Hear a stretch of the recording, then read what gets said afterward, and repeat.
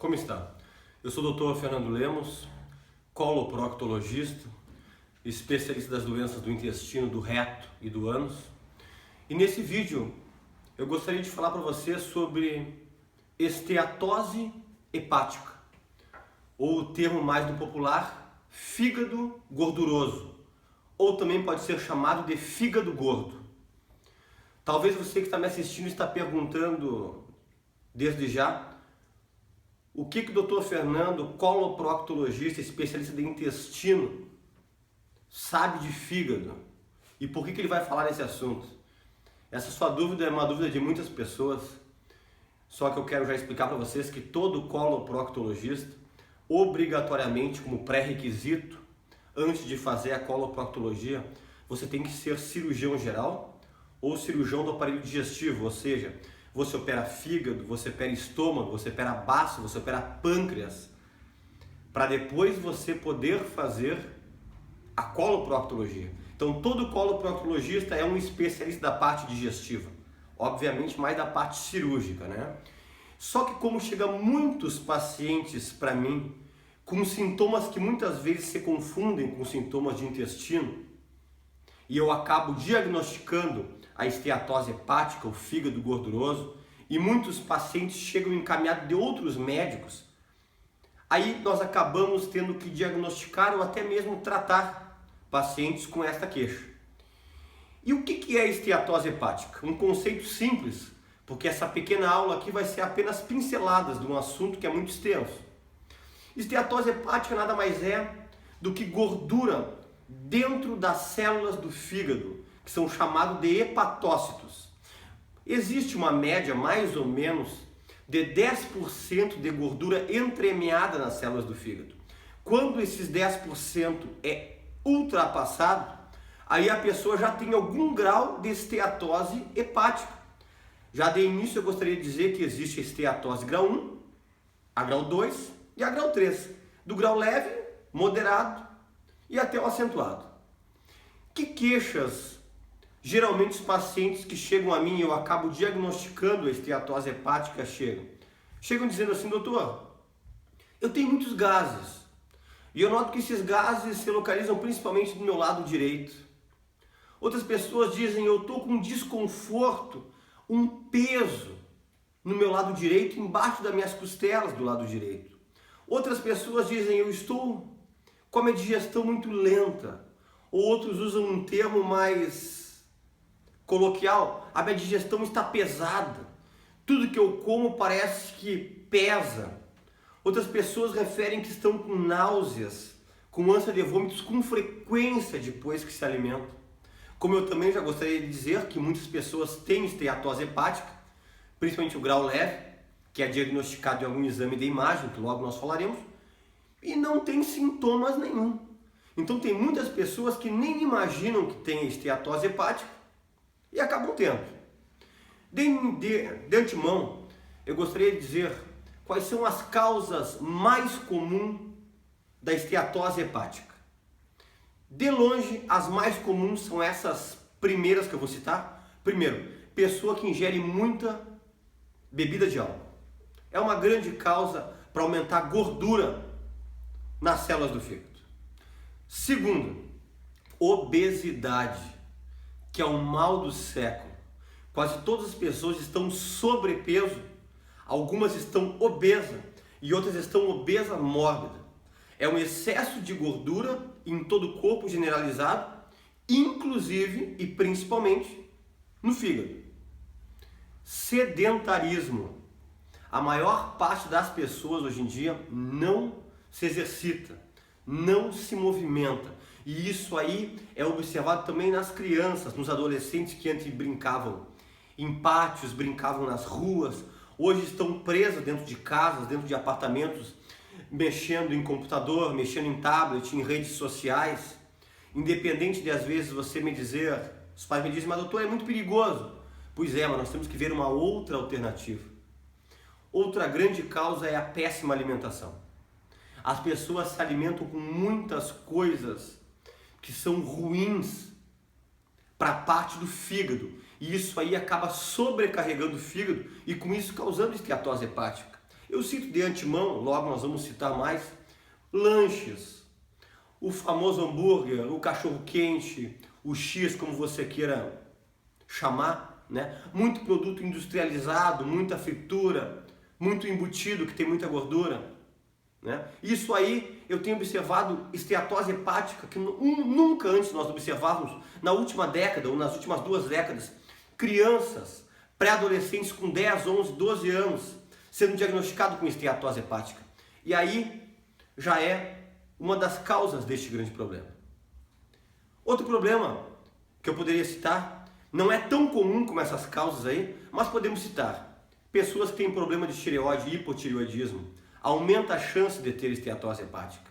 Algumas drogas, alguns remédios que as pessoas têm que usar, por exemplo, que tem que usar corticoide por um tempo prolongado, por exemplo, a prednisona, a metilprednisolona, que é o meticorten, o predzinho, o prelone. Pessoas que têm que tomar o tamoxifeno, que é para câncer de mama, que geralmente você usa 5 anos depois da cirurgia. Pessoas que utilizam a amiodarona, que é um remédio antiarrítmico, né? Para quem tem arritmia cardíaca. Estrogênios em altas doses, que tem em alguns anticoncepcionais. Entre outros que eu poderia ficar citando, diltiazem, que é um remédio que os cardiologistas usam para a parte de pressão arterial. Antirretrovirais, pessoas que têm o diagnóstico do HIV, da AIDS, que tem que utilizar, tem que monitorizar a função do fígado. Pessoas que fizeram cirurgia bariátrica, às vezes que perde muito rápido peso, por incrível que pareça, isso aí auxilia também a dar em algumas pessoas a gordura no fígado. O que eu peço? Que exames que eu peço quando a pessoa chega com aqueles sintomas que eu citei e que acaba diagnosticando a esteatose hepática? Eu peço um exame de sangue comum, com alguns marcadores de enzimas hepáticas. O mais comum deles são as transaminases, que é o TGO, o TGP.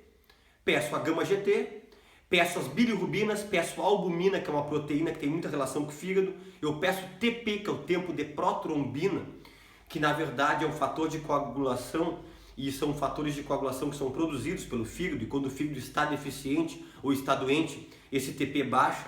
Eu sempre peço também a amilase, que é para poder avaliar o pâncreas. E eu peço um exame simples, que é a ecografia ou ultrassom, que é a mesma coisa, só a terminologia que muda, de abdômen superior, que é ali, nessa ecografia, que vai demonstrar o grau da esteatose. O grau que está, grau 1, grau 2 ou grau 3. Dependendo do grau, às vezes eu tenho que pedir um exame um pouco mais apurado, uma tomografia, ou uma ressonância magnética, que vê muito bem se tem algum tipo de lesão um pouco mais acentuado no fígado. E em alguns casos, quando passa da esteatose de 2º para 3º grau, às vezes nós temos que pedir uma biópsia de fígado guiado por tomografia. Faz uma tomografia, entra-se com uma agulha e tira alguns pedacinhos para poder avaliar mais precisamente, com mais detalhamento, essa esteatose hepática avançada ou que não está cedendo, sendo analisado tanto pelos exames de imagem como por laboratório. Por que tratar a esteatose hepática? Por que eu sempre, quando tenho uma esteatose hepática, mesmo em grau 1, eu gosto de dizer para os pacientes, tem que ser tratado. Porque a esteatose hepática, gordura no fígado, se for mantida por muito tempo prolongado, a tendência é um nível subir. E a esteatose hepática, ela começa algo leve. Depois, se você não tratar, pode acabar dando uma inflamação nos hepatócitos, que chama-se esteatose hepatite, ou uma hepatite gordurosa, ou traduzindo para o português, é uma inflamação no fígado devido à gordura. Esse fase inicial de esteatose leve, ou até dessa hepatite gordurosa, se reverte. Por isso que tem que agir nessa fase. Mesmo sabendo que 20% dos pacientes que chegam até a inflamação por causa da gordura, 20% vão evoluir para esteatose grau 3 e da 3 pode evoluir para uma fibrose do fígado, cirrose no fígado e um hepatocarcinoma, que é um câncer de fígado. Sabemos que a cirrose hepática e o hepatocarcinoma são casos gravíssimos, são casos que podem levar ao óbito se não for operado, se não for feito um transplante de fígado. Mas você pode dizer, poxa, eu descobri que eu estou com esteatose, eu vou evoluir para uma cirrose, vou evoluir para um câncer de fígado. Não é bem assim. Sabe-se que apenas 2% dos pacientes que têm esteatose vão chegar nesse nível. Só que 2% não é um número tão desprezível. De cada 100, 2 terão isso. E 20 pacientes que chegarão na inflamação por causa da gordura evoluirão pelo menos para uma cirrose. Então, vamos levar a sério o tratamento da gordura do fígado. Agora vamos, para finalizar, falar sobre o tratamento. Medidas para você poder regredir e até eliminar essa gordura do seu fígado. Vamos para as dicas mais simples e obrigatórias? Perca peso. Não faça dietas loucas, dietas bruscas. O que é o ideal? 1 quilo a no máximo 1,5 kg por semana. Perder peso de forma muito grande, muito abrupta, não é bom para o fígado, não. 1 quilo a 1,5 kg por semana. Segunda coisa, atividade física. Só que os estudos atuais têm mostrado que quem tem esteatose hepática do 1º para o 2º grau tem que fazer atividade física no mínimo 6 vezes por semana. É um número importante, né? Então, você que já está, comece a exercitar. Qual atividade? Quer fazer academia? Pode fazer, mas opte por atividade aeróbica. Ou caminhar no parque, caminhar na rua, ou esteira, ou essas danças, zumba, combat, que gasta bastante caloria, que tem atividade aeróbica envolvida, que você sua, transpira bastante. Eu recomendo. Retire da dieta frituras, gorduras, retire bebida de álcool, cuidado com maionese. Essas coisas você tem que abolir da dieta, quem tem esteatose hepática. Diminua ao máximo esses lanches. Hambúrguer, que a gurizada gosta muito, X, cachorro quente, esses fast foods que tem de várias marcas em vários locais. Diminua o máximo. Tenta diminuir massa, pão, arroz, mandioca e batata. Você não tem que eliminar esses carboidratos, mas você tem que diminuir. Vou repetir. Diminua a massa, pão, carboidrato, batata, mandioca e pão. Você tem que diminuir na sua dieta do dia a dia isso aí. Outra coisa.